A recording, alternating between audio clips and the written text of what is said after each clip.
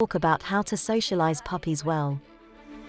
De cómo socializar bien a los cachorros.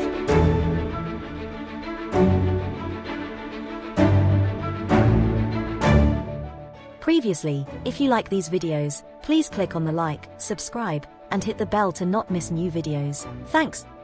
This is another chapter of The Wolk Whisperer Girl.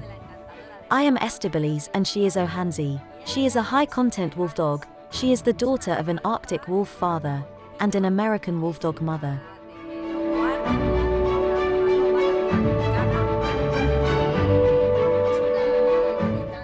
She is a wolf cub who is not yet 3 months old. So, I'm going to talk mainly about how to properly socialize puppies from when they are little. Especially in these pups that have a high wolf content, because the wolf already has a tendency to be shy.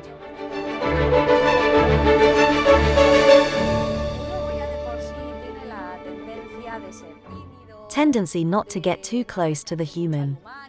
This is given by nature. Wolves in a pack don't come close to humans. In other words, they try to avoid contact with strangers, mostly so as not to risk something bad happening to them.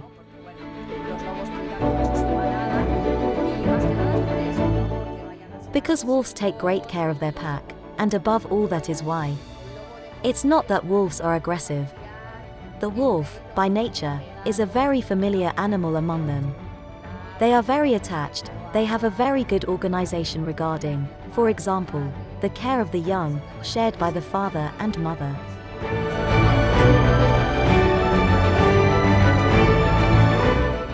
So, yes, it is true that in itself, its tendency is to avoid the human.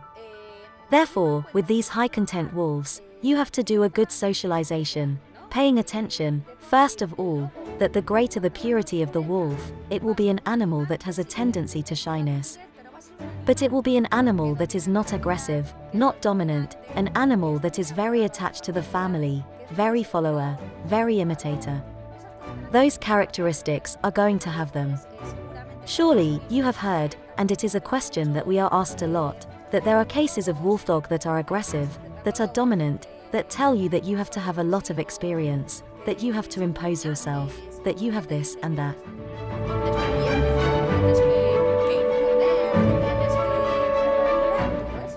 In reality, all that in the wolf does not occur. In other words, the wolf already knows that you are the leader of the pack, it will follow you, it will imitate you, it will love you, and, by nature, it is an animal that is submissive, calm and balanced. I mean, they have an incredible peace, and surely you have seen it in our pack, and in our wolves. So okay, the wolf is naturally all that like ours. But why do problems often arise? Depending, for example, if you cross a wolf with a bitch, or with a wolfdog, which has dominance problems. Depending on what canine breed that bitch is, or what character that bitch has.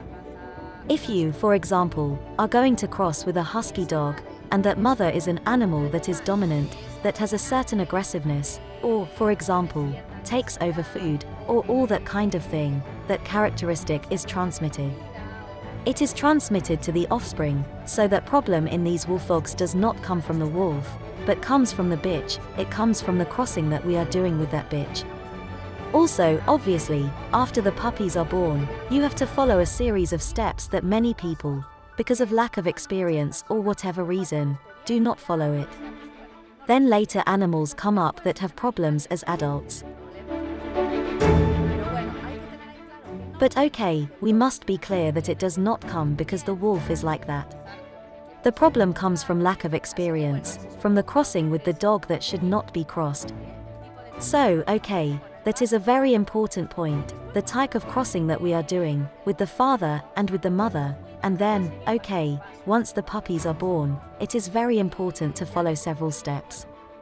For example, when females are about to give birth, it is very important not to disturb them. You have to let nature, that they manage their environment, as they would do in nature. In the wild they obviously look for a burrow, nobody bothers them until the age of more or less 20 days. But since we want them to be social animals, and that they can coexist well in society with the family, what we do is, obviously, not to bother the mother until after her birth. We leave the mother in the dark, as she naturally wants. We do not bother. We can monitor the birth with infrared cameras, without disturbing, and then the puppies, from a very young age, since we already touch them carefully as they would with their tongues, but we with the hands. We always bring them very close to the body, to the heart. They are very attached. They are animals that need contact in herds. If, for example, we watch a documentary, we will see that all the wolves among them are in contact all day.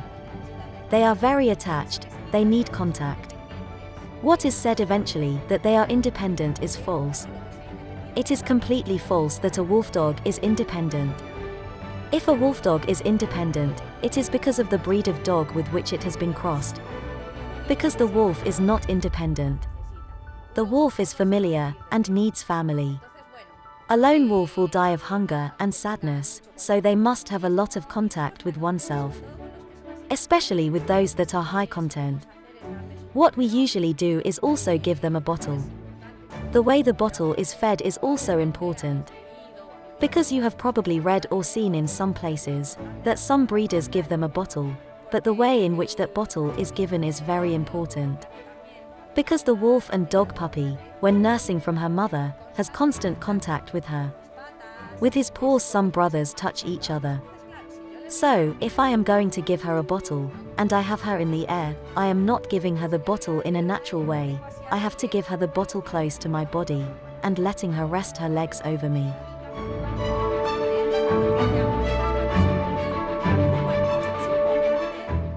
It is important to do it well, to get them from a very young age to associate that the human is giving them food, which for them is not just food. It is like when a human baby breastfeeds. It is not only food, it is affection, it is trust, it is security, stability. So that is what we want to convey to them, and it is very good that several people do it. Those are the first very important points, and then, as a result, always a lot of handling, a lot of contact, that they make contact with other animals, that other people come to caress them. Nor obviously stress them with 50 people touching them. But following these guidelines, it is possible to have social animals, companions, animals that transmit what wolves transmit, an incredible emotional and social balance far superior to the dog.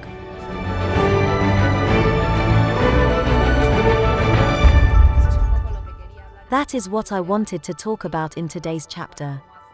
Talk about how to do socialization, and where do those problems that sometimes you read so much on the internet come from.